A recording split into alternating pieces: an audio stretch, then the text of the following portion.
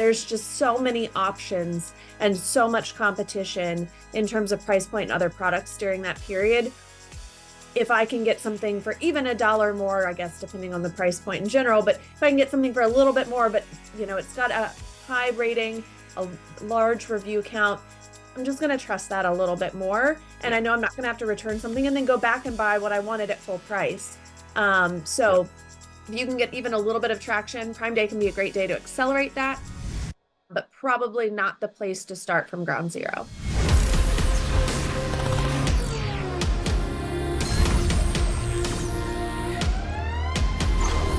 Prime Day is right around the corner, and this episode pulls together some of our top experts that will be managing brands' advertising through the entirety of Prime Day. And the primary goal here is to help you understand the strategies that you need to succeed on Prime Day and leading up to Prime Day and after Prime Day. And a little spoiler alert, they all go together: pre, during, and post Prime Day. And I really hope that this helps you. I learned a lot myself during this. These are some of our best people, and so this is a great way to learn. I encourage you to ask questions as you're listening, and if we don't get back to you with those, if we don't answer those questions during this show, we will at a later time. What's important to note is this: if you're listening to this on the Human in the Loop podcast, there is an extended version of this Q&A in our Prime Day Prep package. So if you want the full unlocked interview with all the questions covered and full feedback from our experts, head to our Prime Day Prep package and sign up, and you'll get the full interview with our experts today. It's important to note there's still a lot of really, really good content in here, but there are a couple questions, a handful of really important questions that are covered in the Prime Day Prep package. So if you're listening on the podcast, all you need to do is put in your email and you can get the full access to that full package. That being said, let's jump into Prime Day Prep and talk with our experts. Hello, everyone, and welcome to a special edition episode of Human in the Loop. We're covering Prime Day strategy with some of our top experts today. You might see some faces you recognize from past events, some that you don't recognize. But we're here to help break down some of the top questions for Prime Day strategy and Prime Day prep leading into 2024. I don't know if you all know this, sitting on the panel right now, but 2023's Prime Day had around $12.9 billion in sales on Amazon, and it was their largest recorded sales day ever, which is a really interesting statistic. That came directly from Amazon. And 2024... who knows? Every year, Prime Day seems to be breaking records. And I think that every year people come into this with a little bit better strategy, a little bit better understanding. But we're back again to help people walk through what things that they need to know to maximize those sales, right? And so we're talking about advertising strategy specifically with Prime Day prep. Let's start with a pretty good leading question into this discussion. And Zach, I'm going to start with you on this one. Sounds good. The first question is, how important is it for sellers to actually plan their advertising campaigns well in advance of Prime Day? The biggest part of why you should have your advertising campaign set up well in advance is because you want to ensure those campaigns are set up, and so you're able to collect data from those campaigns and ultimately use that to make decisions leading up to Prime. If you create a campaign just a few days ahead of Prime, you're not going to understand what actually helps drive sales. So having that data behind you will ultimately lead you to make better decisions. Another piece as to why it's important to get ramped up is because it takes some time to get your campaigns to their desired level of spend. Again, if you were to create it just yesterday, you're not going to see that campaign generate the traffic that you want. So it takes some time, and doing that well in advance ensures that you get it up to the point that you're comfortable with. Yep, that's good. I think sellers forget about that second part, especially that you kind of need to do things beforehand to ramp things up. I want to talk about, again, we're kind of building this idea of pre-Prime Day, right? So to fill sellers in on what works well, what types of products or types of categories tend to perform particularly well during Prime Day. During Prime Day season, does it behave differently? does Prime Day behave differently for sellers outside of the norm? Meaning, are there certain categories or are there certain products that perform particularly well or not necessarily? And I'll leave this as an open question for anyone to take a stab at this. Yeah, I mean, I'll jump in here, but yeah, Yeah. I definitely think there are categories. I mean, I've worked with different brands in different categories, and if people are running promotions, that seems to be a big driver. Different categories are more competitive than others. I want to say in past, like electronics do really well, beauty does really well, but that doesn't mean if you're in a different category that you can't do well. I think the main one piece of Prime Day prep that is really important is just budgets.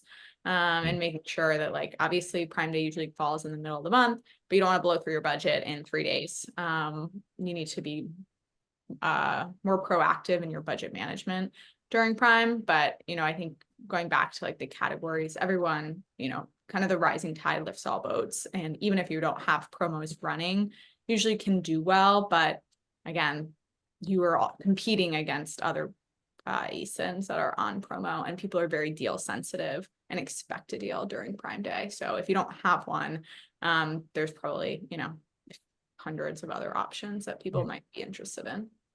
Yeah, I was going to piggyback off that as well. Outside of the electronics, beauty, skincare, those are definitely things that see a really big lift. I do think of it more as giftable items or consumer goods where people are a little bit more likely to kind of shop around versus people going to get toilet paper or paper towels. Anything that does have deals or coupons is going to do really well. But if you're not in one of those big categories, I still think it's just a matter of understanding your opportunity and then planning accordingly. Laura, do you have anything else to add to that?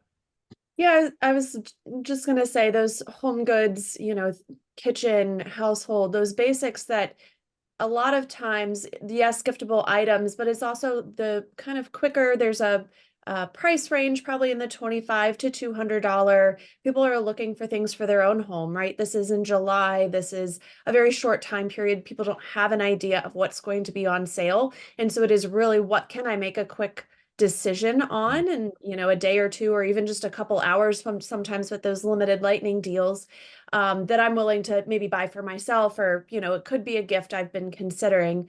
And so we do see the categories that have a lot of deals, or the categories that get the greatest attention, and that is going to be the electronics, the beauty, those home goods. Generally, yeah, there's going to be more traffic. So even if you are not running a deal, there's going to be more traffic, but that consideration, that competition is going to be higher, that somebody else is going to capture that actual conversion. And so, we do recommend just keeping an eye on price elasticity in your space in terms of how you manage the day-to-day, like intraday, Prime Day, how you adjust your bids based on how competitive your category is. And again, we don't always have a great idea of what that is until the actual day. Right.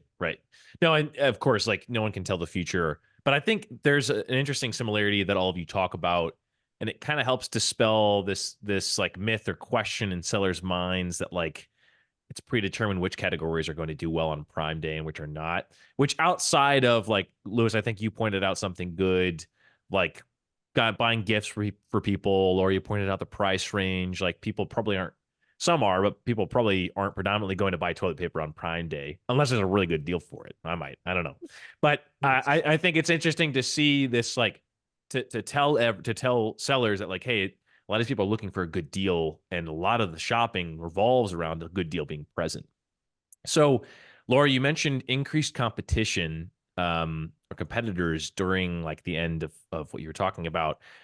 I want to, like, help people understand. There's a really good question wrapped around competition here, and it's how does well, a lot of shoppers are coming to Amazon during Prime Day. Assumedly, a lot of other sellers are also going to be running deals and advertising and pushing their products. So how does that increased competition during Prime Day impact advertising costs and campaign performance? And how, second part of that question is, how can sellers effectively manage their budgets and their strategy knowing that? So let's tackle the first part of that question first.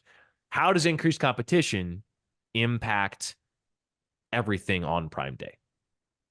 Yeah, it impacts everything, right? And there's increased competition, but there's also increased traffic. Like traffic does increase a notable amount. We know that increase is, flowing in or onto Amazon because of the deals. So they are deal shoppers. They're probably not coming to buy something full price unless your full price is still very competitive amongst other deals. So that's important to recognize. You'll still see sales again, all ships rise to Annie's point. But that is something that you need to be cognizant of. And yes, people are trying to make sure or other sellers are trying to make sure that they're visible on this day with so much traffic. And so we do see CPCs increase, and you've got to be thoughtful about, I'm putting this on sale. CPCs, the cost of advertising is going to increase. Where is that balance for me? What does profitability look like, or what are my goals for Prime Day? You do need to consider that before you go in, right? That is going to be really difficult to make a game time decision. So make sure you set that plan going into the day of what am I, willing to sacrifice to accelerate that top sales line. And keep in mind, this is not contained to 2 days. We do see a lift in bestseller rank for those that are running deals. We see a lift in overall traffic, brand recognition. Your audience fill up for later for cross sell, things like that. And so we do see that lift continuing. So even if you're at break even on Prime Day, that could make sense for that longer play. But you do have to consider both the margin that you're taking a cut on and the increase in CPCs. Yep, that's good. Any other input talking about competitor impact leading up to Prime Day?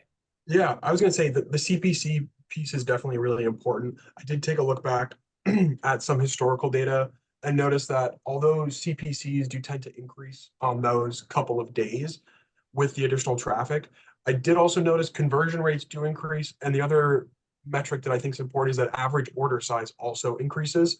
So as people are coming and looking to take advantage of deals, that their average basket size is much larger. So there's definitely opportunity for efficient growth, even if there's a ton of competition on those deal days. That's good. I think I want to move on to, so I feel like these first couple of questions have kind of been good to outline like the expectation for Prime Day. I think I want to start moving into a little bit more strategy orientation here. So I want to move into pre-Prime Day. There are kind of 3 categories here. There's pre-Prime Day, Prime Day itself, and then post-Prime Day. And if I'm missing another bucket, please tell me. But pre-Prime Day, you all have kind of been mentioning this aspect of like prep that's needed right before the actual day. How long before Prime Day should people be preparing their advertising campaigns, and what should that look like? It's hard to give a blanketed answer, of course, but let's just assume general strategy here. Well, I'll just jump in. I think it is just generally important to have good advertising strategy leading into Prime Day. So there's not necessarily like a lead in period to get it going. Like it should, it should have been running for months, years leading into that. Right. So I do think that's important because essentially with Prime Day, like there's definitely layers that you can add in, and there's different campaigns and different strategies. But if you have a really good foundation with your existing campaigns, that puts you ahead of the curve. I think there's obviously some sponsored brand opportunities highlighting like your storefront with deals that are on your storefront, using that. So there's some other things that you can add, but I did want to just make a point, like if you have the good foundation, like you're in a really good spot. And then budget management is huge too. I think that's the other piece. Most months you spend more or less evenly through the month, but in Prime or July, you don't want to do that. You want to make sure you're saving 2-3x what you normally spend for the actual Prime days, and then the lead in and lead out periods are also big. So I like to look at the previous year's data to kind of inform what I anticipate spending during the month of July for the. That's good. So you'll buffer, and Laura, you can chime in here. You'll buffer, you'll want to buffer some extra budget here during this lead up period and days of. Yeah. And it depends on the category, brand, of course, but if you have the previous year's data, it gives you kind of a good guideline. Yep. I And can hop in. Oh, go ahead. sorry, real quick, Annie, I'm sure if we dug into this, when you're looking at that previous year's data, make sure that you're not just looking at the ad spend that you Yeah. actually spent. You might have been capped by budget. You may Totally. not have prepared adequately before or pulled back appropriately post. So you actually want to look at the sales data because Amazon is day of click attribution. So make sure that you're taking that data, but also understanding what your strategy was last year. And did it adequately capture, the demand or the lead up preparation?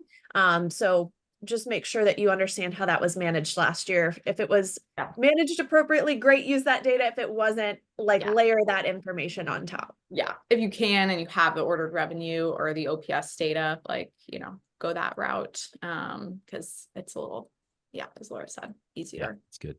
Zach, you were gonna get Yeah, so I was gonna piggyback off this too to kind of talk about my own previous experiences. And one thing that I've seen good success with, and this is also something that should be done months in advance ahead of the event itself, is to more or less come up with a spend plan. So you're gonna want to talk to your client about, you're gonna look at last year's spend, you're gonna see how that translated over to sales, and then also looking daily, understanding like what that ramp up period looked like last year and kind of how that trend changed as the month went on.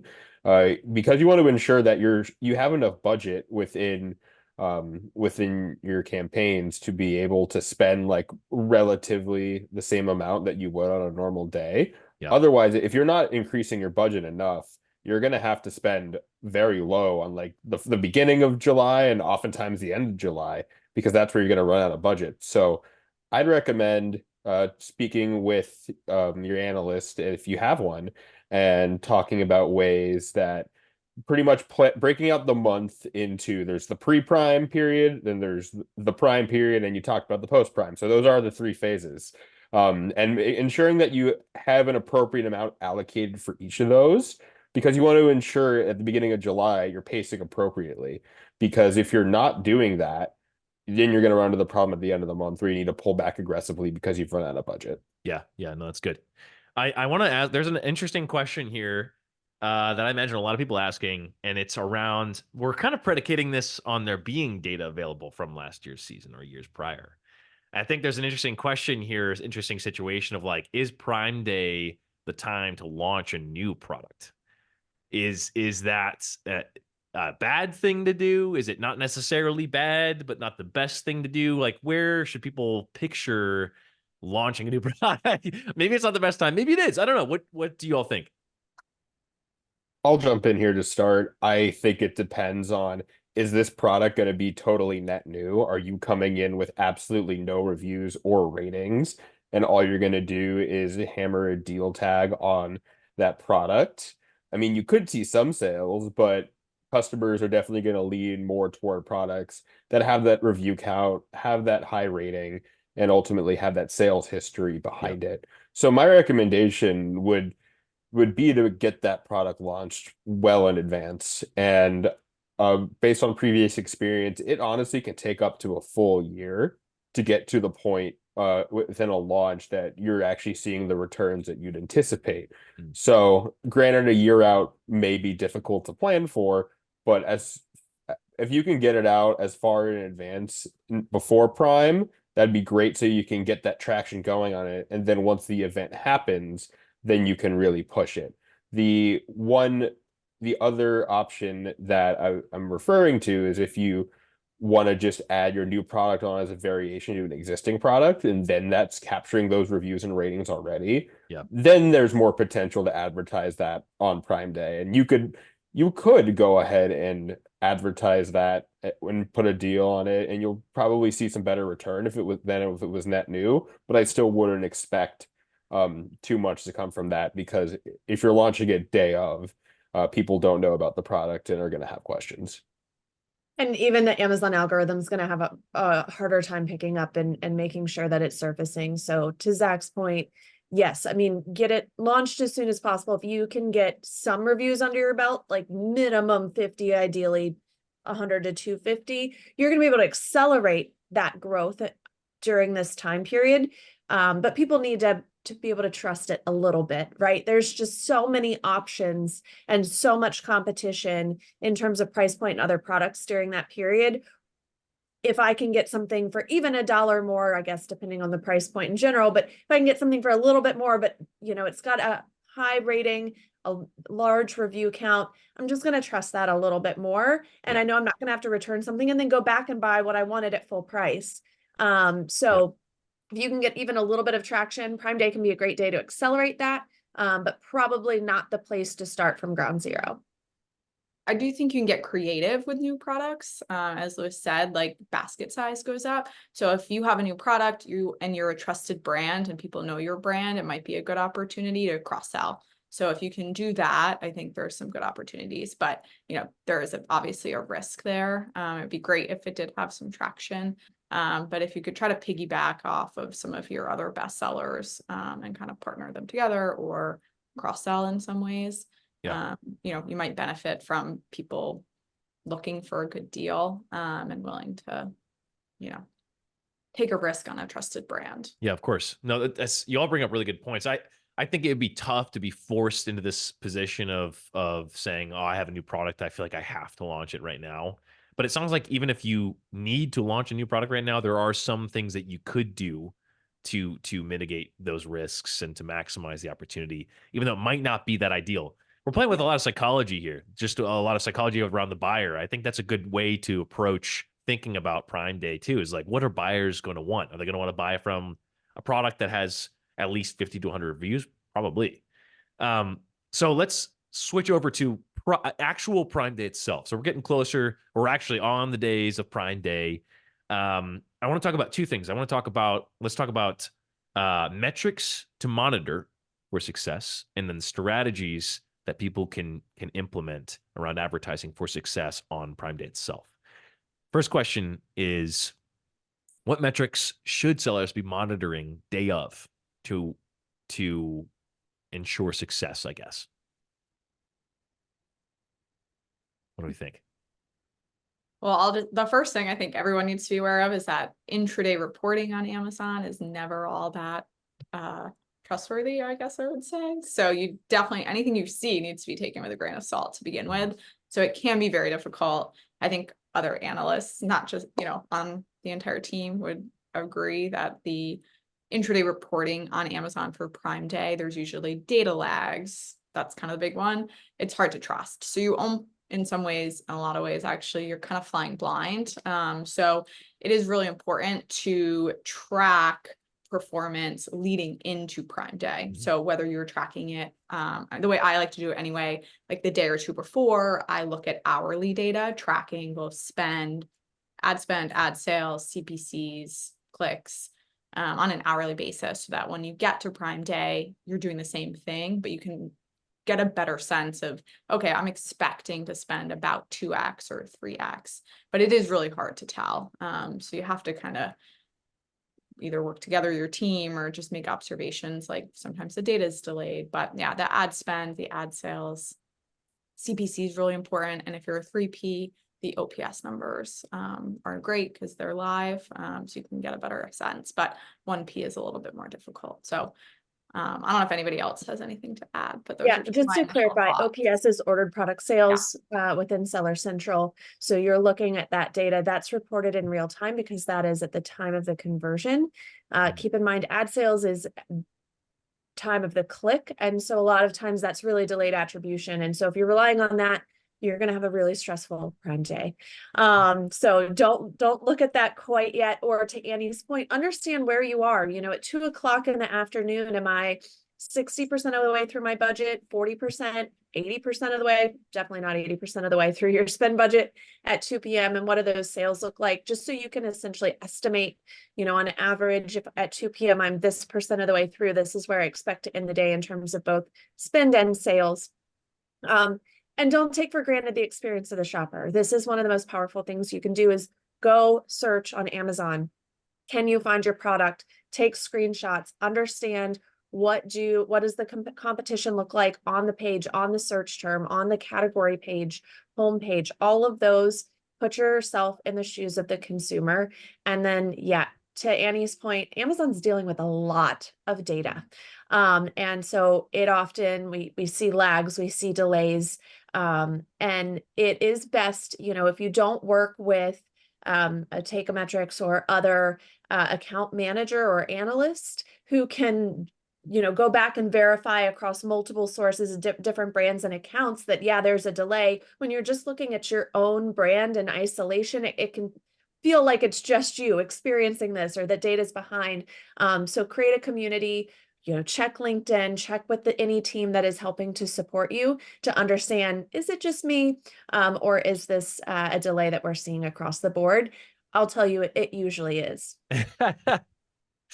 That's scary. That's scary. But it sounds like there are some good things to latch on to. Like, one, it's good for listeners to know that they will likely experience some delays in reporting.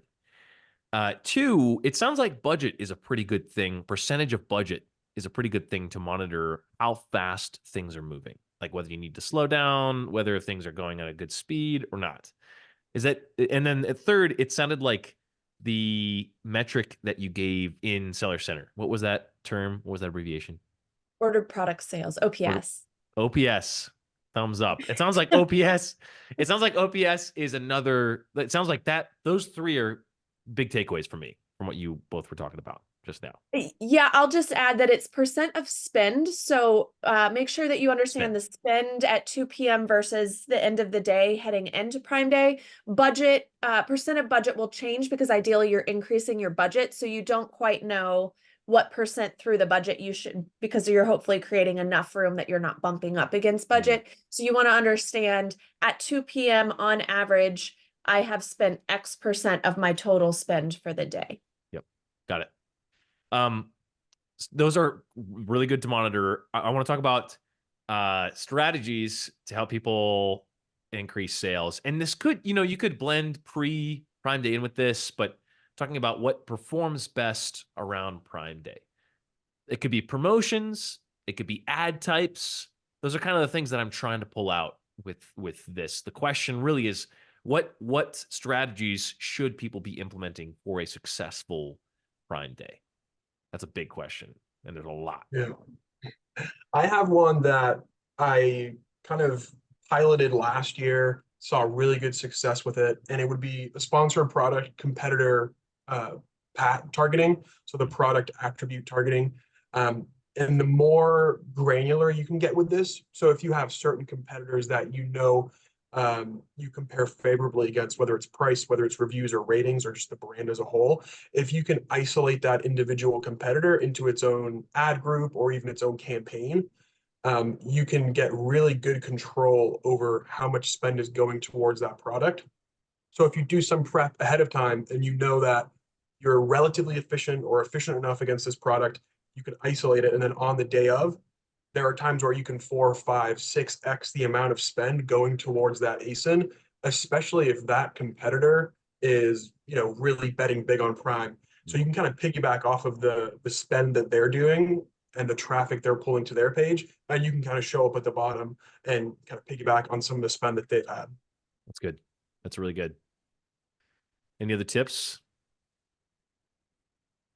I have one that's more related to brand visibility. And I think this is, if you're in like a very competitive market and you want to stand out amongst your competitors, definitely investing in sponsored brand and sponsored brand video. That's gonna give the customer a much better understanding of your brand and what you're necessarily offering. I would say sponsored brand video is the best when you have unique offerings with your product that are hard to describe with a traditional sponsored product ad. And even just with a still sponsored brand ad, having that video in there that highlights those product features and essentially shows why the customer should purchase your product as opposed to competitors, that's going to be huge. And if you have a nice deal on that too, you're going to see a lot of success there. Sponsored brand at the top of the page, I would caveat that it's going to be quite expensive to capture that spot, as plenty of brands are going to be going after it. But if you choose 3 products to highlight that are your top sellers and have strong deals there, if you get that placement, there's a good chance you're going to see some conversions there. And if customers aren't want to find out more about your brand, you drive that traffic to the store page and they can find the product that works best for them. Nice. Love that. Annie? Yeah, I was just gonna say, if you have the budget for DSP, aligning your DSP tactics with some of the time periods, so the lead in, prime, the lead out. So like as you're leading into Prime Day, you should be doing more like, you know, customer reach and like consideration tactics. So whether that's in market and lifestyle, essentially what you're trying to do is like reach shoppers. They may not purchase today or the next day, but the goal is to build your retargeting pool for Prime Day so that your retargeting pool is a lot bigger. And you know, if you're running a deal on your particular ASIN, somebody might see the ad now and realize, oh, I'm getting a good deal on this, I'm going to buy this. And then on the lead out period, same thing, you can run retargeting. Especially like all of a sudden you're going to have all these people that purchase on Prime Day 30, 60, 90 days later. Can we retarget shoppers who purchased on Prime Day as you get into the summer months, which are typically kind of slower? So you can kind of re-engage with past purchasers. So there's a few things you can do on DSP if you have the budget, but trying to align them with like the different time periods is usually a good strategy as well. Nice. That's good.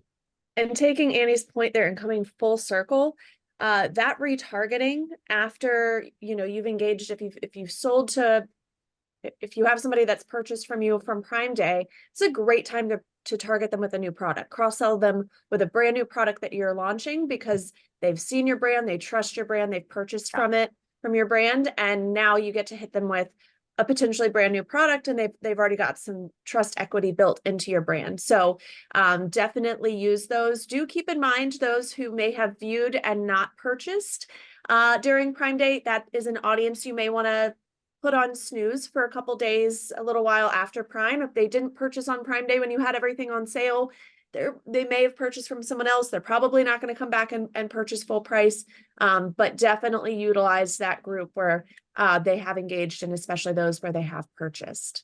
No, that's really good. This is in another vein of conversation, but Laura, I think last year, I think it was a conversation we had where you were talking about the fact that people add products to carts before actual Prime Day. And you can kind of see this uptick in like people adding products to cart to wait for Prime Day and to wait to see if there's a deal on those, or to see what the deal is on Prime Day for those products. I think that's kind of interesting and something that ties into more the lead-in period than, of course, like the during or post. But I think that's something interesting to keep in mind as well. Thank you so much for joining me on the Human in the Loop podcast. As I mentioned, there is an extended version accessible in our Prime Day prep package, so I'll include the link to that in the show notes. Head over there and unlock the full interview with all the questions covered. But all that being said, thank you for joining me on today's episode of Human in the Loop. I'll see you next time.